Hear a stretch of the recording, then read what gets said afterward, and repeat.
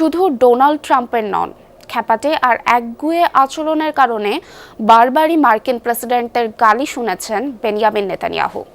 বিভিন্ন রাষ্ট্র ও সরকার প্রধান বহুবার করেছেন গালমন্দ।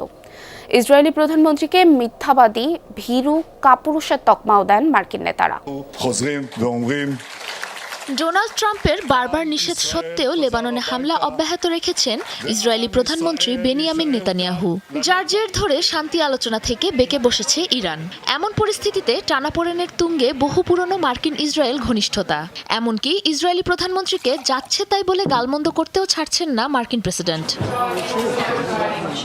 তবে ইতিহাস বলছে এবারই প্রথম নয়, অতীতেও অনেকবারই নেতানিয়াহুর উপর ক্ষুব্ধ হয়ে তাকে গালমন্দ করেছেন মার্কিন প্রেসিডেন্টরা, যার তালিকাও ছোট নয়। 1996 সালে সাবেক মার্কিন প্রেসিডেন্ট বিল ক্লিন্টনের সাথে প্রথমবার দেখা হওয়ার পরই তাকে আরব ইসরায়েল দ্বন্দ্বের ইতিহাস নিয়ে দীর্ঘ এক ভাষণ দিয়েছিলেন বেনিয়ামিন নেতানিয়াহু। সে সময় সেই বৈঠক থেকে চরম বিরক্ত হয়ে বের হয়ে আসেন ক্লিন্টন, প্রশ্ন তোলেন তার ক্ষমতা নিয়েও। আরেক সাবেক প্রেসিডেন্ট বারাক ওবামার সাথে শুরু থেকেই বিবাদে জড়ান নেতানিয়াহু, যা আরও খারাপের দিকে যায় ইরানের সাথে ওবামার পারমাণবিক চুক্তির আলোচনাকে ঘিরে। নেতানিয়াহুকে মিথ্যাবাদী, ভীরু, কাপুরুষ বলতেও দ্বিধা করতেন না ওবামা এবং তার প্রশাসন।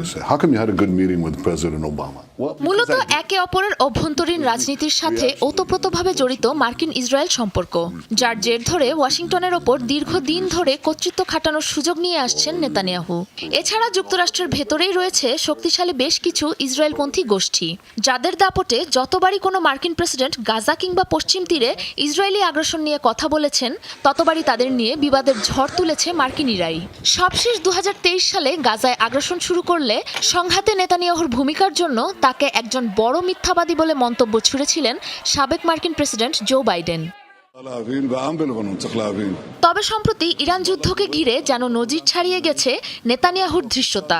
তার ইন্ধনেই স্মরণকালের সবচেয়ে ব্যয়বহুল ও অসম্ভব একটি যুদ্ধের মুখোমুখি হতে হয়েছে ট্রাম্পকে, যার জেরে ট্রাম্পের চক্ষুশুল তো হয়েছেনই, তার একগুঁয়েমি আচরণের কারণে যুক্তরাষ্ট্রের ভেতরেও কমতে শুরু করেছে ইসরায়েলের সমর্থন।